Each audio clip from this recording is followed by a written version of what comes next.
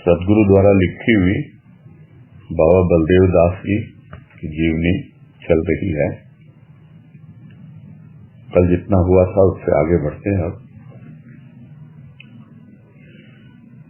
बात यह न थी, परमहंस के लिए सभी समान थे, किंतु वे इनके धैर्य, प्रेम, अटल श्रद्धा की परीक्षा लेना चाहते थे। वे यह कहा करते, कब तक आएगी, कुछ दिनों के उपरांत यह दृढ़ न रहेगी, फिर तो यह यहाँ आने का नाम भी न लेगी। और इसके पहले यही बताया कि बनासाबाई आती धर्म समझने के लिए भक्ति का नियमित रूप से, किंतु उनको विशेष कुछ बाबा की ओर से रिस्पांस नहीं मिलता। उनका व्यवहार बड़ा ही कठोर होता था और जानबूझ के नहीं करते थे बाबा, वो एक्चुअल में परीक्षा लेना चाहते थे उनकी। किंतु बनासाबाई की भावना ऐसी उत्कट थी जो हिमालय के सदृश दृढ़ थी। कार्य की सिद्धि ही होगी या शरीर का अंत, यह था इनका दृढ़ संकल्प। यह तो उनकी इतनी दृढ़ता थी, भावना इतनी तीव्र थी, हिमालय के बराबर जिसे कहते हैं ऊंचाई थी उसमें, कि कार्य सिद्ध होगा, यानी जो मैं चाहती हूँ बाबा से वो मुझे मिलेगा, और या फिर शरीर छोड़ना पड़े तो उसका भी मुझे कोई मलाल नहीं है।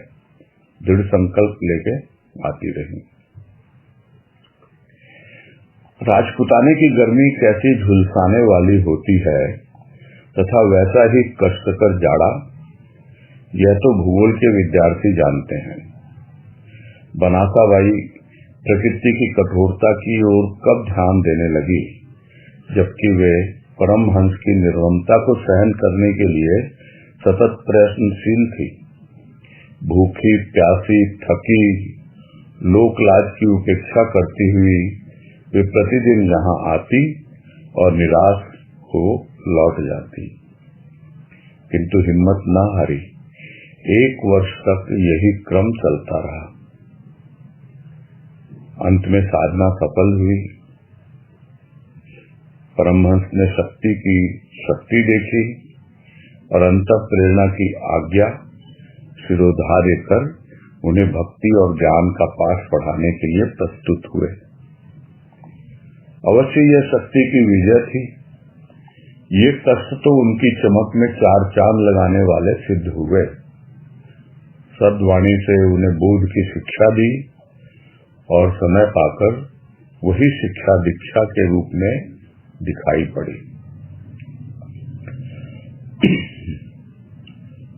तो यही समझा रहे हैं कि कितनी गर्मी होती है राजपुताने में। उस वक्त राजपुताना था इसका नाम, बाद में राजस्थान बना।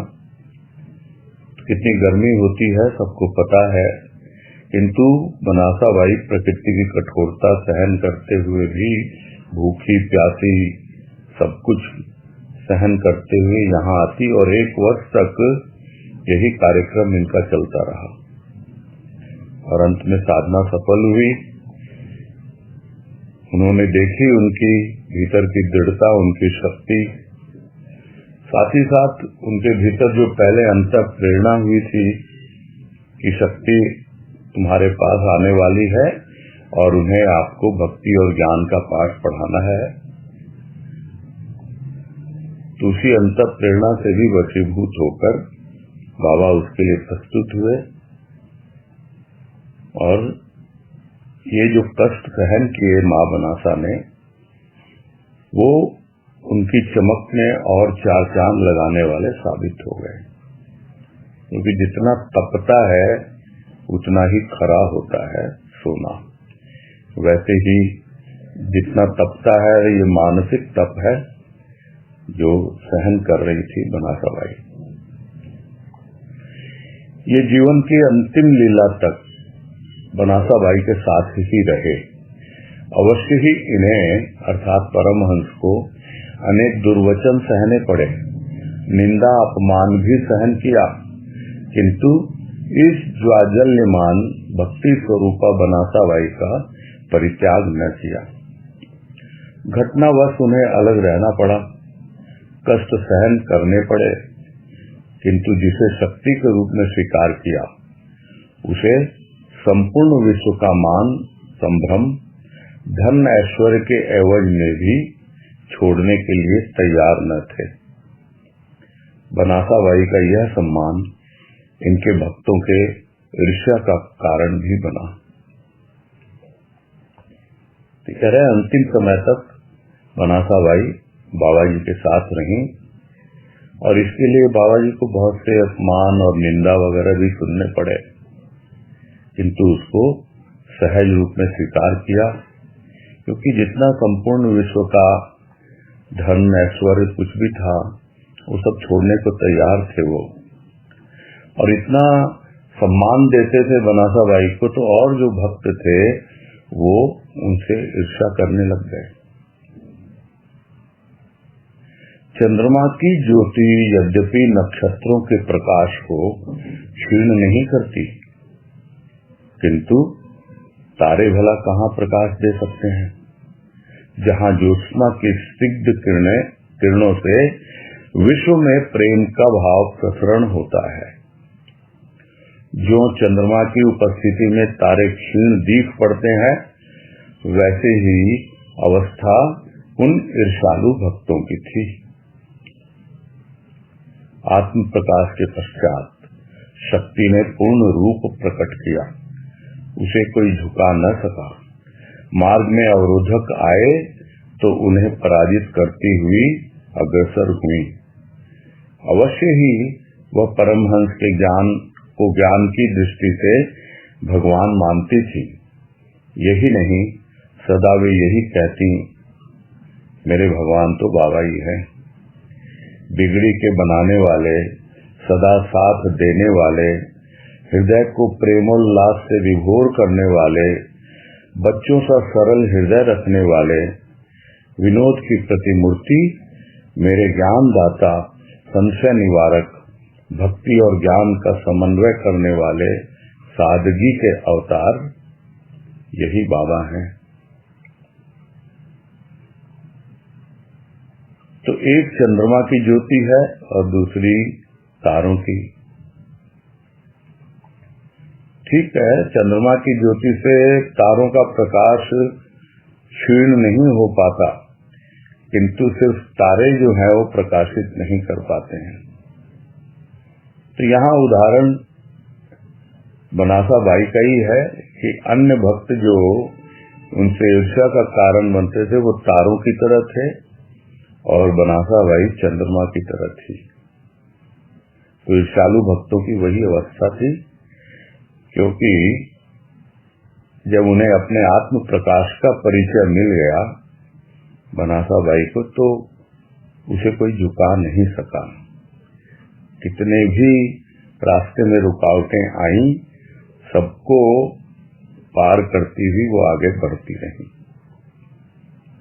और भगवान ही मानती बाबा को। हर तरह का जो भी हृदय का उनका भाव विचार सब कुछ बाबा को ही समर्पित।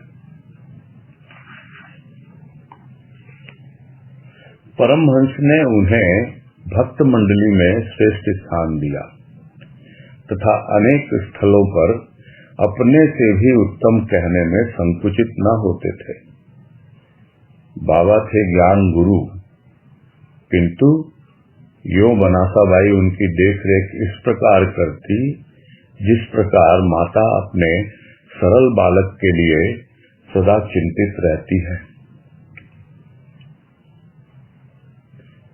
शक्ति और संत का मिलन संसार के इतिहास के लिए अनोखी घटना थी। बनासाबाई ने प्रार्थना की, अब आप मेरे घर पर निवास कर मुझे सत्संग का लाभ उठाने दें। परमहंस ने कहा, मैं घर बाहर का अंतर कर इस स्मशान का निवासी हूँ और मुझे क्यों इस स्थान का परित्याग करने का आग्रह करती हो। बनासाबाई के आग्रह, प्रेम, श्रद्धा ने उन्हें विवश किया और वे पुनः लौट आए ग्राम में। शक्ति का आग्रह कौन अस्वीकार करे। आए बनासाबाई के घर में। श्मशानवास काल अब बीता और रहने लगे गृहस्थ आश्रम वासियों के समीप। बनासाबाई में वाणी तथा कार्य दोनों की चातुरी थी। दूसरों की शक्ति का सदुपयोग करना वे खूब जानती थी, किंतु वे किसी के इशारे पर चलने वाली न थी। परमहंस ने देखा कि शक्ति चाहती है कि प्रकृति के अन्य प्राणी भी उसके श्रेष्ठत्व को स्वीकार करें। यहाँ क्या था, जैसा शक्ति आदेश करती वैसा ही करते। भक्तगण भी परमहंस के साथ ही साथ शक्ति अर्थात बनासाबाई की भी अभ्यर्थना करते। यही कह रहे हैं यहाँ कि कार्यों में और अपनी वाणी में दोनों को ही बहुत अच्छे से उपयोग करके बनासाबाई आगे चीजों को बढ़ा रही थी।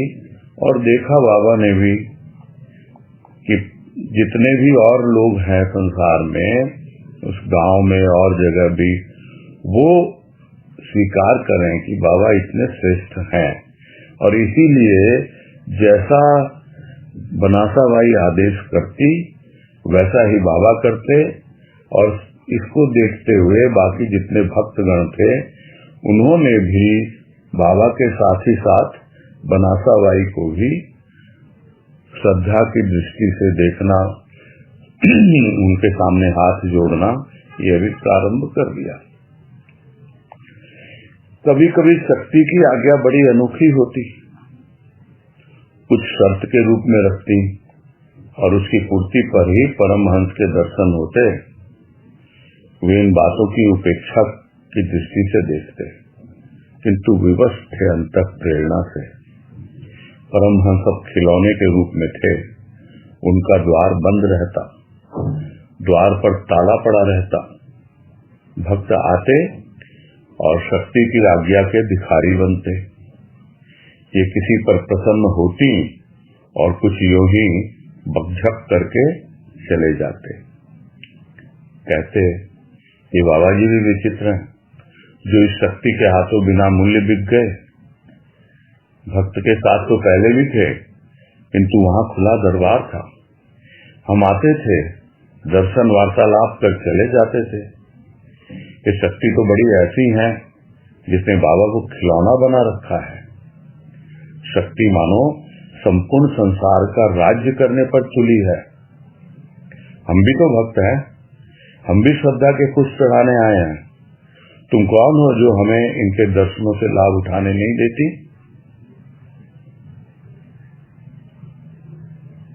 तो यही सब बातें समझा रहे हैं कि क्या अवस्था थी कि बाबा तो छोटी मोटी बातों पर ध्यान नहीं देते थे। और माँ बनासा पूरी तरह उन्होंने अपने कंट्रोल में कर रखा था बाबा को, और बाकी भक्तों को भी देख सुन करके ही मिलने की इजाजत देती थी। यहाँ इन बातों पर भला शक्ति कब ध्यान देती। शक्ति का यह मनमाना कार्य निंदा का प्रस्ताव बन गया। चला मंडेला दिल्ली, कानपुर पार करता हुआ कलकत्ता। यहाँ बनासाबाई के शरीर के साथी स्वामी रहते। लोक निंदा और बनासाबाई के स्वेच्छाचार ने उन्हें क्रोधित किया। आपने पत्र लिखा, बाबा जी आप कृपया अन्य स्थान का अनुसंधान करें, भक्ति करें, इसके लिए मैं सहमत हूँ, किंतु लोकाचार का पालन करते हुए। लोकाचार के विपरीत आचरण को मैं सहन नहीं कर सकता। तो जो सब अन्य भक्त बोलते उस पर बनासाबाई ध्यान नहीं देती थी और इतना अपने मनमाने ढंग से चलती थी। और ये इनका तरीका ऐसा हो गया कि ज्यादा लोग उनके निंदक बन गए और वो निंदा का प्रस्ताव चल पड़ा मंडेला से दिल्ली, कानपुर होते हुए कलकत्ता, जहां उनके पति रहते थे। तो एक और तो लोक निंदा यानी सब निंदा करने में लगे हुए हैं, और दूसरी ओर बनासा बाई अपनी इच्छानुसार सब कुछ चला रही है। तो उनके पति को बड़ा क्रोध आया और क्रोध से भर के उन्होंने बाबा जी को पत्र लिखा कि भाई आप कहीं और जाएं, भक्ति करें, इससे मुझे कोई प्रॉब्लम नहीं है, किंतु जो समाज के नियम कायदे कानून है उसके अनुसार ही आप करें, आप इसके विपरीत कुछ करते हैं तो यह मुझे सहन नहीं हुआ। तो पत्र का उत्तर था, मैं तो आग्रहवश यहाँ आया हूँ, यदि आप मेरी उपस्थिति अवांछनीय समझते हो तो मैं जाने को तैयार हूँ। बात यह थी कि लाठ जी ने ही उनका यहाँ आह्वान किया था। लाठ जी आए और आपने बाबा जी को ऐसे स्थान पर जाने का आदेश दिया जो एक निर्वासन के समान था। बाबा जी, भाई मैं तो जाने को प्रस्तुत हूँ, फिर यह निर्वासन स्थान का प्रस्ताव क्यों? गृह द्वंद्व प्रारंभ हुआ और गृहपति पराजित हो लौट आए कलकत्ता, किंतु यह स्थान तो अब महाभारत का स्थान बन चुका था, जहां भाव युद्ध होने का पूर्वाभास था। तो लाट जी पहुंचे और यही कहा बाबा जी को कि आप तो ऐसी जगह चले जाएं कि कोई आपको पहचाने नहीं, जाने नहीं। जिस तरह निर्वासन किया राम ने, चले गए जंगल में, वैसे आप भी निर्वासन पे चले जाइए। तो बाबा जी ने कहा, मैं तो प्रस्तुत हूँ बाहर जाने के लिए कहीं भी, लेकिन आप ये प्रस्ताव क्यों दे रहे हैं कि मैं निर्वासित जीवन जीऊं? ठीक है, मैं यहाँ से छोड़ दूंगा। और इस तरह से पति पत्नी में आपस में गृह युद्ध शुरू हो गया। तो पति पराजित हो गए और कलकत्ता तो लौट आए, किंतु यह स्थान तो अब महाभारत का स्थान बन चुका था। अब भाव युद्ध होने का एक पूर्वाभास हो रहा था कि भाव विचार मिलते नहीं तो क्या होगा। तो बनासा बाई परमहंस से पूछती, अब मैं कौन सा पद ग्रहण करूं? बाबा जी ने कुछ निश्चित उत्तर न देकर शक्ति की कुछ और भी उग्र शक्ति देखने के लिए भविष्य की ओर देखने लगे। गृहपति कलकत्ता से पुनः लौट आए और प्रारंभ हुआ वाक युद्ध। बाबा जी ने उस स्थान का परित्याग ही उचित समझा। बनासा उनका गतिरोध कर रही थी। बाबा जी इस युद्ध को समाप्त करना चाहते थे अपने प्रस्थान से। बनासा की आंखों में जल था। दृश्य काल्पनिक हो चला। उपस्थित लोगों के आंखों में आंसू आ गए। बाबा को स्मशान लौट आना पड़ा और इधर शक्ति की परीक्षा प्रारंभ हुई। कष्ट, यंत्रणा, मानसिक शारीरिक दोनों ही जोरों पर थी। बनासा बाई अपने ही घर पर स्वजनों से अपमानित, पीड़ित की जा रही थी। ये अति निकट संबंधी थे, किंतु आज वे भी उन्हें कष्ट देने पर तुले हुए थे। बाबा जी स्मशान पर थे। आपकी रक्षा के लिए सरदारों ने कुछ सिपाही बैठा दिए। यद्यपि बाबा जी को इनकी आवश्यकता न थी, किंतु यह राजा का कर्तव्य था कि उसके राज्य में साधु सन्यासी को धन बलाभिमानी कष्ट न दे सके।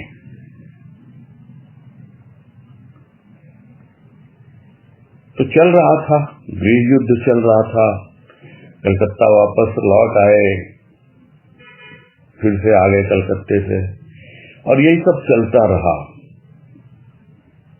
तो बाबा स्मशान जाने के लिए प्रस्तुत हो गए और इधर बनासा बाई को कष्ट और यंत्रणा मानसिक शारीरिक सब निकट संबंधियों ने देना शुरू कर दिया। और बाबा जी स्मशान पर थे और वहाँ जो भी संभालते थे सरदार थे, जो पूरे गांव के हेड थे, उन्होंने वहाँ कुछ सिपाही बैठा दिए, क्योंकि ये राजा का कर्तव्य था कि उसके राज्य में जो धन बल लेकर के अपना अभिमान प्रस्तुत करते हैं वो साधु सन्यासी को कष्ट न दें, इसलिए उनकी रक्षा करना उनका कर्तव्य था। यूं 3 दिन बीत गए। बनासा बाई ने सर्वस्व त्याग कर पुनः आपकी चरण धूली ली। भूखी प्यासी पति पुत्र से प्रताड़ित बाबा, आज मैंने स्वजनों का त्याग, गृह की ममता, धन ऐश्वर्य की लालसा, लोकापवाद सबका त्याग किया है। आपके चरण रज को पुनः प्राप्त करने के लिए आई हूँ। चलो एक बार और लौट चलो, मुझे ज्ञान सरिता में स्नान करा, मेरे शारीरिक मानसिक तापों का अंत करो।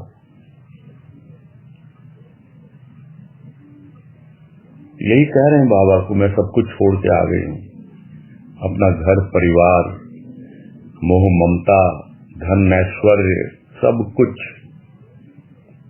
लोग क्या बोलेंगे इसका भी मुझे जरा भी भय नहीं है। मैं तो बस आपके चरण रज लेने के लिए आई हूँ।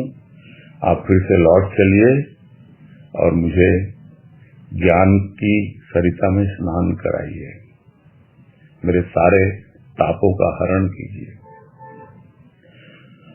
यूं भक्त की प्रेम विह्वल वाणी ने बाबा जी को द्रवित कर दिया। बाबा जी ने धैर्य युक्त वाणी से सांत्वना दी। बनासा बाई के बार बार आग्रह ने बाबा जी को पुनः उनके साथ जाने को लाचार किया। ये तो उनकी भक्ति के हाथों अपने को सौंप चुके थे। अतः जो भक्त को पसंद वही भगवान को के अनुसार आप बगीचे में टिके। 1 महीना व्यतीत हुआ। परीक्षा का अंत यही न था, यह तो प्रारंभ था। बनासा बाई से विवाह में सम्मिलित होने के लिए आदेश किया गया। उन्होंने अस्वीकार किया। बात बढ़ी और बाबा जी ने स्मशान चलने की आज्ञा दी। बनासा बाई उनके साथ थी। संबंधी स्मशान से बलपूर्वक बनासा बाई को उठाकर ले आए और बाबा जी उसी रात को खाकी जी के मंदिर में चले आए। यहाँ का जीवन एकांत का जीवन था। मंडेले में कतिपय लोगों के अतिरिक्त अन्य इन्हें संदेहात्मक दृष्टि से देखते थे। बनासा बाई को कष्ट देना इनके संबंधियों ने अपना कर्तव्य समझा। नित्य नए कष्ट दिए जाते, किंतु बनासा बाई ने कष्ट सहन किए उस आत्मिक बल पर जिसने मीराबाई को सब कष्ट सहन करने की शक्ति दी थी। एक बार लाट जी अपने निकट संबंधी के साथ ठाकुर साहब शिवलाल सिंह जी के गढ़ पर गए और बाबा जी को दंडित करने के लिए अति कठोर शब्दों का प्रयोग किया। ठाकुर साहब ने कहा, आप नीति से काम करें, पार्श्विक बल की योजना की धमकी न दें। यदि इस प्रकार बाबा जी को दंडित करने में अपना गौरव समझते हैं तो दुर्भाग्य है आपका। आप बाबा जी को समझने की चेष्टा करें, फिर जो उचित हो वही करें। ये सब बातें स्पष्ट हैं, इसलिए इन्हें दोहराया नहीं जा रहा है। आगे है, यह तो संसार का व्यवहार ही है कि जब तक किसी की शक्ति से पूर्ण परिचय प्राप्त नहीं कर लेता उसको अनेक कष्ट देता रहता है। विशेषतः इस भक्ति मार्ग में और भक्त यदि स्त्री हुई तो कष्ट की मात्रा और भी बढ़ जाती है। समाज चाहता है सीमित क्षेत्र में धर्म कर्म का संपादन, किंतु सीमित तो सीमित ही रहता है, वह असीम नहीं हो पाता। तो हम सब जानते हैं संसार का क्या व्यवहार है, क्योंकि जब तक पूर्ण रूप से प्रकट नहीं हो जाती शक्ति और लोगों को उसका परिचय नहीं मिल जाता, तब तक भक्ति मार्ग में लोगों को अनेक कष्ट सहन करने पड़े हैं। और स्त्री हुई यदि तो और ज्यादा कष्ट दिए जाते हैं, क्योंकि हर कोई अलग दृष्टि से देखता है महिलाओं को। समाज चाहता नहीं उनको आगे वो उन्नति करें और आगे बढ़ें, तो यही चाहते हैं घर परिवार में बंध के रहे और उनकी आज्ञानुसार जीवन व्यतीत करे। किंतु जो सीमित रहेगा वो तो सीमित ही रहेगा, किंतु जिसे भक्ति मार्ग में उस असीम तक पहुंचना है वो तो सब कुछ कष्ट सहन करने के लिए प्रस्तुत रहता है।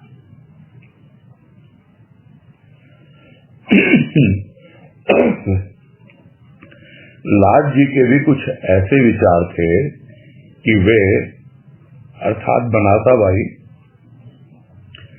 घर पर ही रहकर पूजा पाठ करें, राम नाम जपें।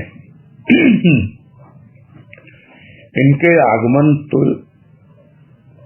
इसलिए न हुआ था, इनका आगमन तो इसलिए न हुआ था, अतः वे उनकी कथित बातों को क्यों मानने लगी। उन्होंने अर्थात गृहपति ने पार्श्विक बल से धार्मिक बल को कुचलना चाहा, जिसके दलन में वे अंत तक असफल रहे। बनासाबाई ने किस प्रकार उन कष्टों का सामना किया, उसका वर्णन उनकी जीवनी में यथास्थान पर उल्लेख किया जाएगा। यहाँ तो उसी अंश का वर्णन किया गया है जिसके वर्णन न करने से बाबा जी की जीवनी अधूरी रह जाती है।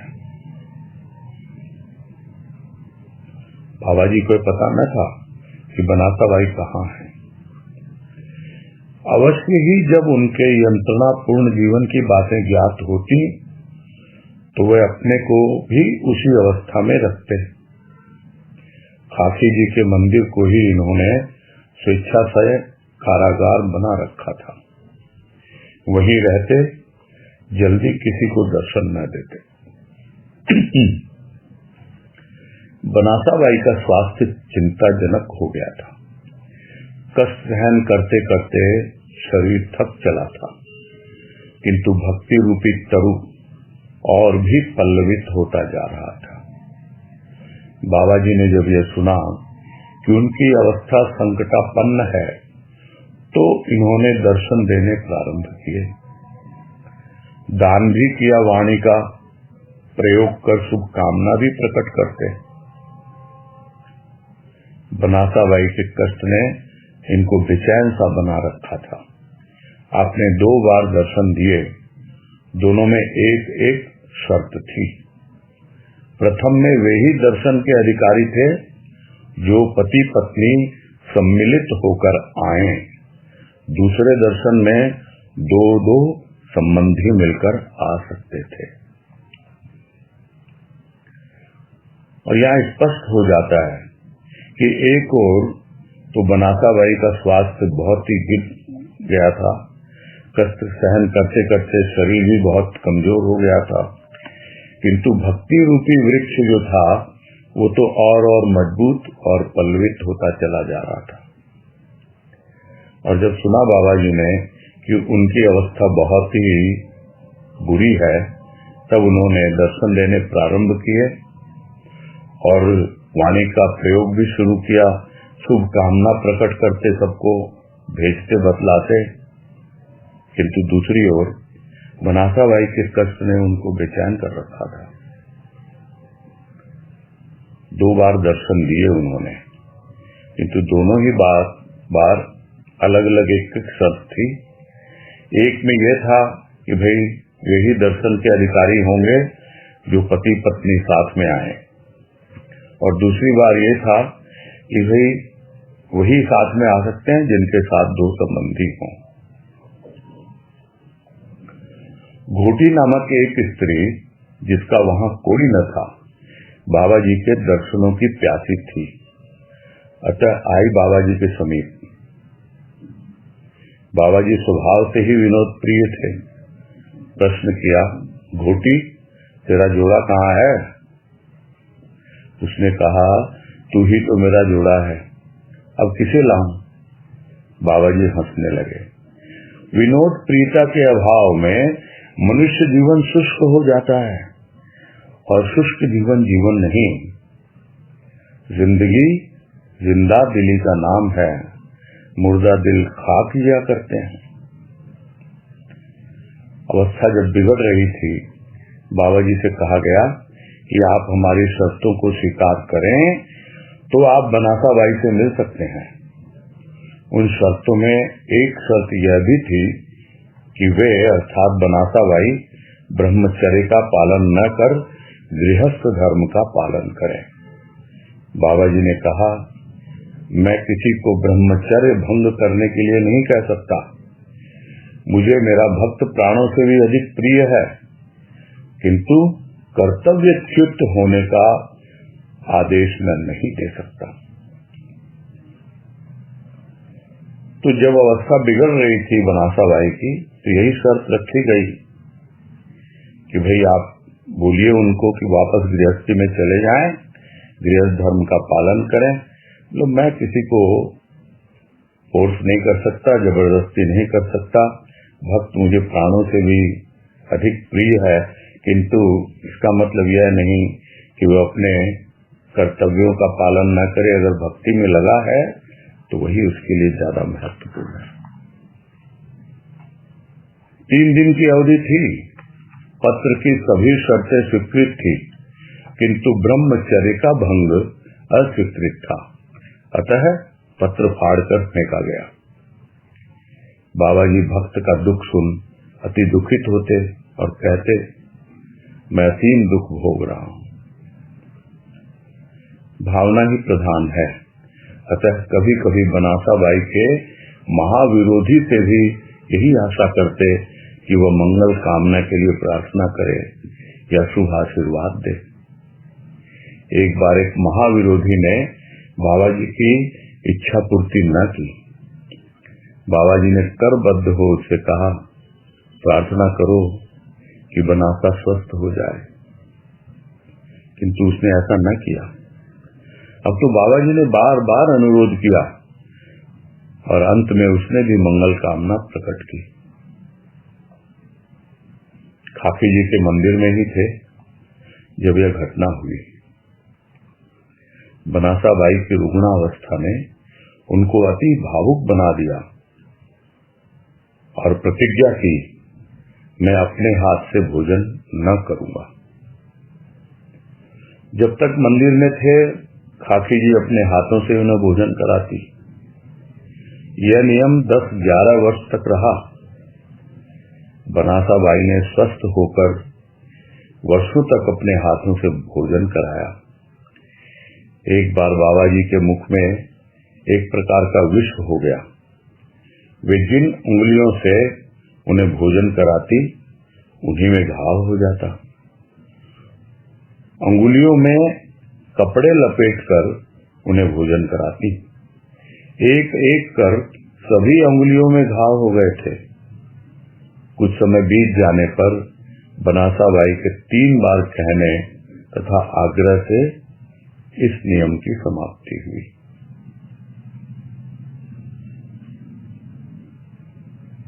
हाँ, तो बनासा बाई का अंतिम क्षण समीप समझ बाबा जी को तार दिया गया। बाबा जी ने उसी समय प्रस्थान किया उस अपरिचित स्थान के लिए। कुछ लोगों ने आपको न जाने की राय दी। भक्त के प्राण कंठ में आप पहुंचे हों, बाबा जी कैसे विलंब कर सकते थे? मार्ग में कुछ भी न खाकर किसी तरह पहुंचे ऋषिया ग्राम में, जो बहराइच जिले में है। बाबा जी जिस समय वहां पहुंचे, संध्या के 4 बज चुके थे। बनासाबाई को जीवित अवस्था में पाकर अति प्रसन्न हुए। रुग्ण शैया के पैताने खड़े होकर रोगिणी की स्थिति का अवलोकन किया। स्थिति बड़ी गंभीर थी। मृत्यु केवल एक कदम की दूरी पर थी।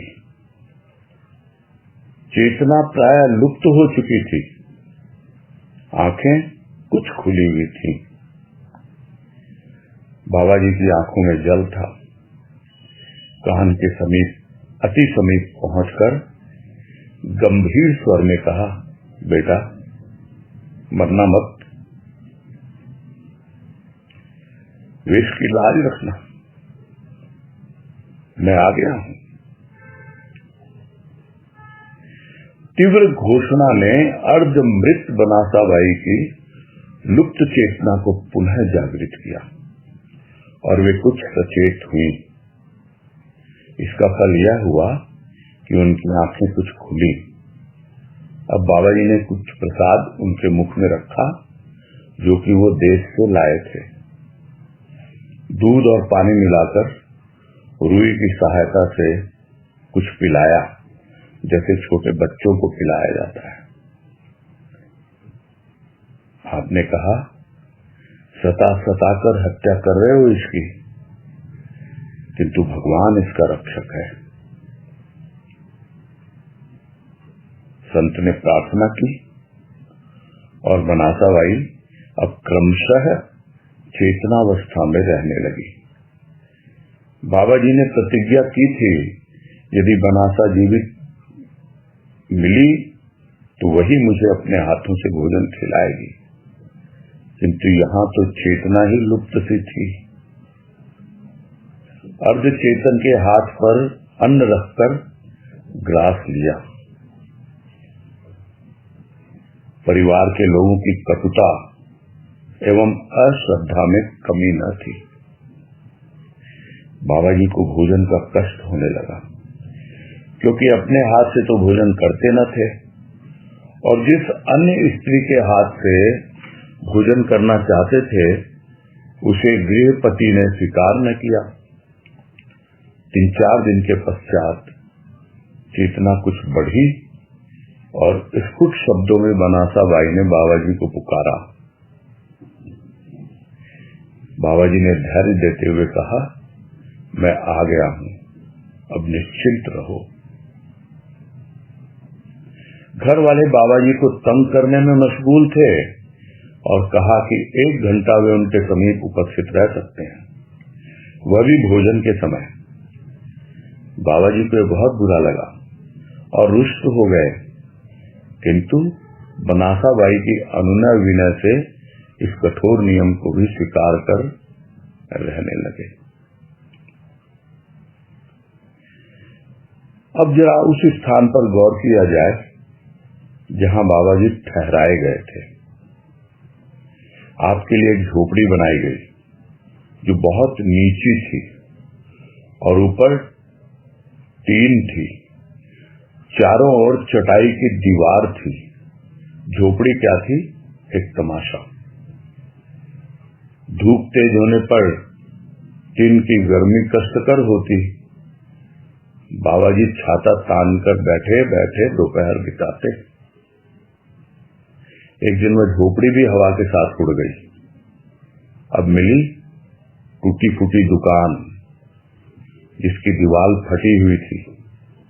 सब कष्ट सहन किए, किंतु भक्त को कष्ट में न छोड़ा।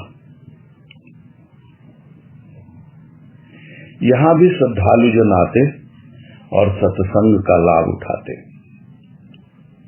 ऋषिया में 1 वर्ष रहे।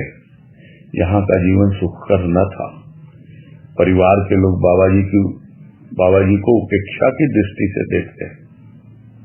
बाबा जी ने उस ओर तनिक भी ध्यान न दिया। 1 वर्ष पश्चात ऋषिया छोड़कर गोला गोकर्ण नाथ आए। यहाँ लाड जी मिल के मैनेजर थे। एक साधु को लाट परिवार के साथ देख मिल के शिक्षित कर्मचारी कुछ आश्चर्य प्रकट करते। यही लाट जी के पुत्र के विवाह में बाबा जी सम्मिलित हुए। आनंदी पुरुष थे, मान अपमान की ओर ध्यान न देते। यहाँ 3 वर्ष रहे। परिवार के लोग हरिद्वार आए, आप यहाँ भी उनके साथ थे। हरिद्वार से जब बाबा जी बनारस पहुंचे तो यहाँ भक्तों की भीड़ ने आपको अवकाश भी लेने न दिया।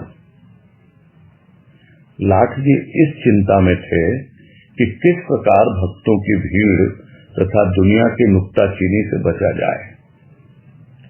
अतः चित्रकूट भेजने का सुझाव रखा, किंतु बाबा जी ने इसका विरोध किया और देवघर ही में संपूर्ण परिवार आ डटा। देवघर 1.25 वर्ष रहे। विशेष उल्लेखनीय घटना न घटी। देवघर रहना भी गृहपति को अच्छा न लगा, अतः आए अब कलकत्ता और ठहरे बालीगंज में। पुराने भक्तों को स्वर्ण सुयोग मिला और लाट जी का निवास स्थान अब तीर्थ स्थान की तरह भक्तों से घिरा रहता, जिसे लाट जी पसंद न करते। अतः नियम बनाया गया, प्रातः 6 से 10 बजे तक भक्त दर्शन कर सकते हैं। लाट परिवार की विचारधारा में बाबा जी के प्रति सहानुभूति, श्रद्धा आदि न थी। बाबा जी के लिए आवश्यकीय वस्तुओं का अभाव रहता। कभी कभी तो व्यवहार अति रुक्ष रहता और बनासा बाई को भी खलता। एक एक पैसे के लिए उन्हें भी संकुचित हो कार्य करना पड़ता। व्यवस्था थी। परिवार की नववधू ही इस परिवार रूपी नौका की नाविक थी, जिसने अनुदार वृत्ति का प्रदर्शन कर शक्ति अर्थात बनासा बाई का जीवन और भी शुष्क बना दिया। तो यही क्या जीवन बीत रहा बाबा का, यही बता रहे हैं गुरुदेव कि लाट जी के परिवार में बाबा जी के प्रति कोई सहानुभूति थी नहीं। यहाँ तक कि बनासा बाई को भी एक एक पैसे के लिए तरसना पड़ता। उनकी भी व्यवस्था थी, क्योंकि जिस पुत्र का विवाह हुआ था वो जो नववधू थी, उसी के हाथ में पूरे परिवार की चाबी थी। वही परिवार चला रही थी और उदारता बिल्कुल नहीं थी उनके भीतर।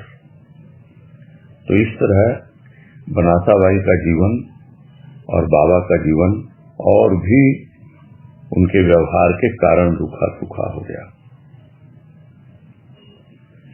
यूं ही शक्ति के हृदय में वैराग्य की भावना ही सर्वोपरि मानस पटल पर अंकित थी। अब बहू रानी के व्यवहार ने तो उन्हें स्पष्ट प्रकट कर दिया कि उनकी अनुपस्थिति में भी उनकी आवश्यकता अनुभव न की जाएगी। बनासा बाई से उपेक्षाकृत व्यवहार विशेषतः बाबा जी के प्रति सही न हो सका। गृह त्याग ही इनके लिए अंतिम कार्य है, ऐसा उनका विचार था। बाबा जी ने उस विचार का कभी अनुमोदन न किया और देखना चाहते थे कि इस त्याग की तह में कहाँ तक त्याग तथा कहाँ तक रोष है। और ये थोड़ी समझने लायक स्थिति है कि उनके भीतर में वैराग्य की भावना तो थी मां बनासा के, और रहा था फिर जो नववधू आई बहू रानी, उसके व्यवहार को देखकर और विशेषकर जब वो वहां नहीं होती थी तो भी लगता कोई उनकी जरूरत तो है नहीं, अगर मैं यहाँ रहूं भी ना तो कौन सी मेरी कमी खलेगी इनको। साथ ही साथ बाबा जी के प्रति भी जो उपेक्षा का व्यवहार था उनका, रूखा सूखा व्यवहार, वो उनको सहन नहीं होता था। तो इसलिए यही लगा कि बस अब तो घर छोड़ ही दिया जाए, यहाँ रहने से क्या फायदा है, ऐसा विचार था। किंतु बाबा जी उस विचार को कभी भी सपोर्ट नहीं करते थे। क्यों नहीं करते थे? क्योंकि वो देखना चाहते थे ये वास्तव में भीतर से त्याग की भावना है या उनके भीतर अपनी बहू के लिए कोई रोष है, कोई क्रोध है, गुस्सा है, ये देखना चाहते थे। तो बनासा बाई बार बार घर छोड़ने के लिए कहती और बाबा जी उन्हें उन कठिनाइयों का दिग्दर्शन कराते जो गृह त्याग के पश्चात होती हैं। बनासा बाई की मानसिक अशांति ने एक दिन गृह त्याग का प्रस्ताव गृहपति के सम्मुख रखा, जिसे स्वीकार करने के लिए वे प्रस्तुत न थे। बाबा जी ने कहा, जीवन में कटुता को स्थान क्यों दिया जाए? बनासा चाहती हैं एकांत जीवन। यदि आप जसीडी में स्थान का प्रबंध कर सकें तो उत्तम हो।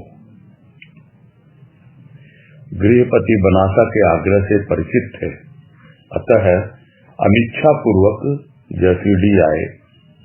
घर ठीक किया जाए उसके पूर्व ही बाबा जी को हैजा हो गया। वैसाख का महीना था, कड़ी धूप। कुछ महिलाएं दर्शनार्थ आई थीं।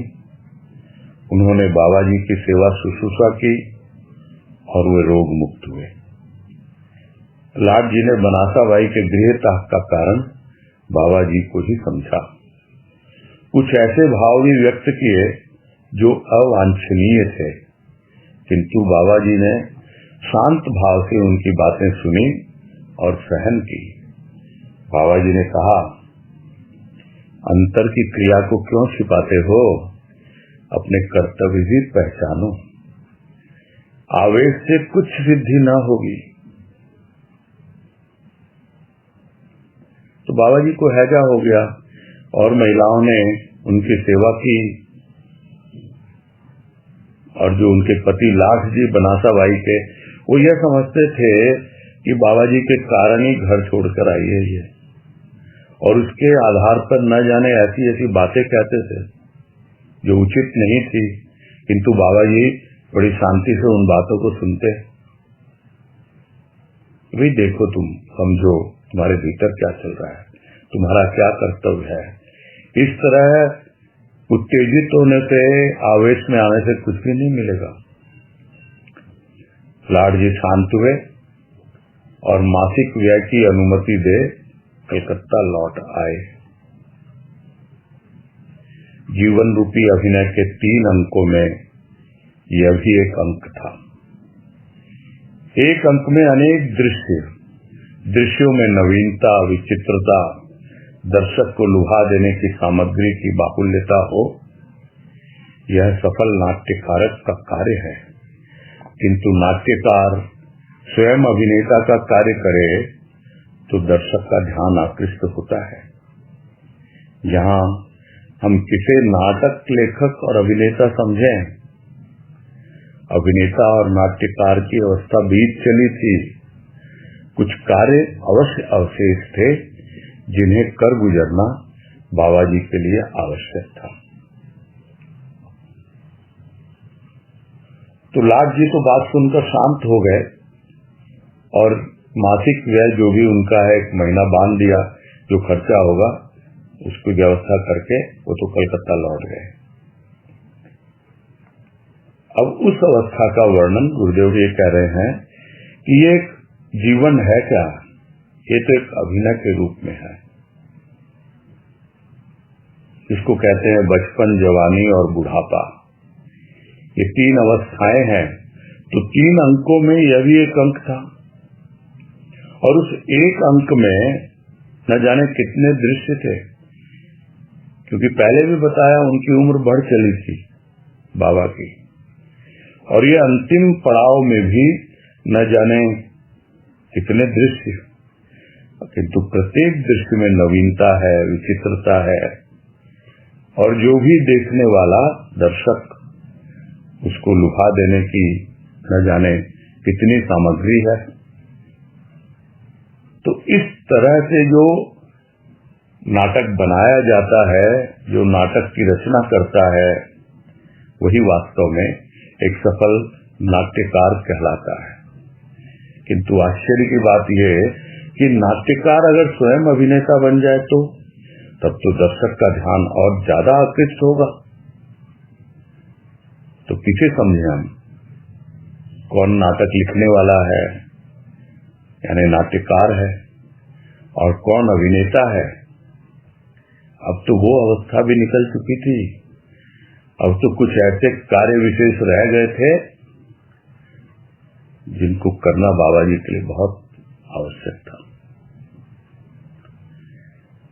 आए और गए इसका अंत यहीं करना था।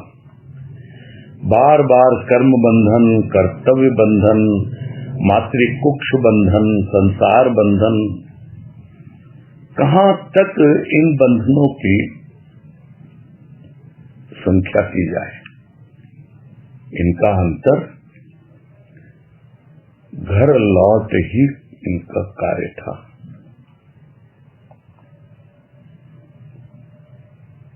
तो कितनी बार आए और कितनी बार गए।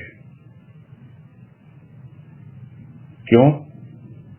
ये जो बार बार का आना और जाना यही तो कर्म बंधन, कर्तव्य बंधन है। जो मातृकुक्ष बंधन यानी कि मां के गर्भ में फिर से बांध देता है और फिर संसार में जीता है, संसार का बंधन। तो कितनी इनकी गिनती की जाए बंधनों की, इनका कोई अंत नहीं है। इनका अंत तो तभी है कि आप जहां से आए वहीं लौट जाएं। यही बंधन सिखलाते हैं। हाँ, तो अब जैसीडी में वास कर रहे हैं संत और शक्ति। यहां न बाल बच्चे, न घर के चिल्लपों, एकांत प्रदेश, एकांत ग्राम, न कोई परिचित, न तथाकथित सुहृद। यूं संतों के लिए सभी स्थान समान हैं। जिंदगी को खिलौने की तरह उपयोग करने वाले महात्मा के लिए यह भी खेल था। पट परिवर्तन जीवन का नियम है और नवीनता भी। यदि पुराना पट न उठे तो नवीन पट नवीनता कैसे पैदा करे। अतः नया पट नव जीवन का आरंभ कर नवीन अनुभूति उत्पन्न करता है। खेल में अगर विचित्रता न हो तो खेल ही क्या, नवीनता न हो तो दिलचस्पी ही क्या, सरसता न हो तो रस ही क्या, रस में विभोर न हुए तो गुण ग्राहकता ही क्या, आए और यूं ही चले तो आगमन ही क्या।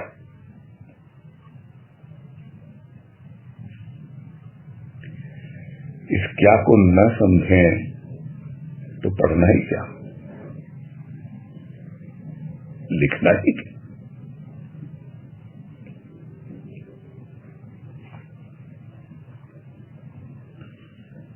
तो जैसीडी में वास कर रहे हैं संत और शक्ति, बाबा और मां बनासा। तो एकदम शांत वातावरण, कोई जान पहचान का नहीं, गांव भी अनजाना और कोई ऐसा भी नहीं कि भाई हमारा भला चाहता हो, हमको पहचानता हो, कुछ समय पड़ने पर काम आए। कहने को तो संतों के लिए सभी स्थान एक जैसे हैं और वो जिंदगी को एक खिलौने की तरह मानते हैं और खेलते हैं उसके साथ। तो यह भी एक खेल है, किंतु उस खेल में जब तक पट परिवर्तन न हो तब तक नवीनता कहां से आएगी। तो पट परिवर्तन जीवन का नियम है और तभी नवीनता भी आती है। और पुराना पट अगर हटे ना तो नवीन पट आएगा कहां और कैसे नवीनता का अनुभव होगा। तो अब क्या अवस्था है? पट परिवर्तन हो गया। अब एक नव जीवन का आरंभ कर एक नवीन अनुभूति उत्पन्न हो रही है। तो वही तो करता है, खेल में अगर विचित्रता न हो, तरह तरह की बातें ना हो, तो वो खेल कैसा कहलाएगा? और नवीनता ना हो तो दिलचस्पी कहां से आएगी? और दिलचस्पी ना हो तो फिर रस कहां से मिलेगा? बिना दिलचस्पी का रस नहीं आता, और रस आएगा सरसता होगी। और फिर मिल भी गया और उस रस में विभोर नहीं हुए तो और रस कैसे प्राप्त करेंगे? कैसे उस गुण को और ग्रहण करेंगे? गुण ग्राहकता हो सकती है, किंतु यदि रस में विभोर नहीं हुए तो रस किस काम आया? फिर तो यही हुआ ना, आए और यूं ही गए, तो फिर आने से क्या फायदा हुआ? तो आगमन क्या? वैसा कोई आगमन है, वैसा कोई प्रस्थान है। तो क्या को न समझें कि भाई ये क्या क्यों आ रहा बार बार, उसकी ओर ध्यान न दें और पढ़ ली पूरी जीवनी, पहुंच गए अंतिम पड़ाव में, और लिखने वाले ने लिख भी दिया, तो पढ़ने से क्या फायदा, लिखने से क्या फायदा? यदि कुछ खेल को न समझा, यदि नवीनता प्राचीनता को न समझा, विचित्रता को न समझा, खेल में दिलचस्पी नहीं, सरसता नहीं, तो गुण ग्राहकता भी निरर्थक हो जाती है। तो इस पैराग्राफ में इतना सुंदर ढंग से गुरुदेव ने व्यक्त किया है कि भाव विवल हो जाता है पढ़ने वाला और सुनने वाला। बस यही पूरा करते हैं।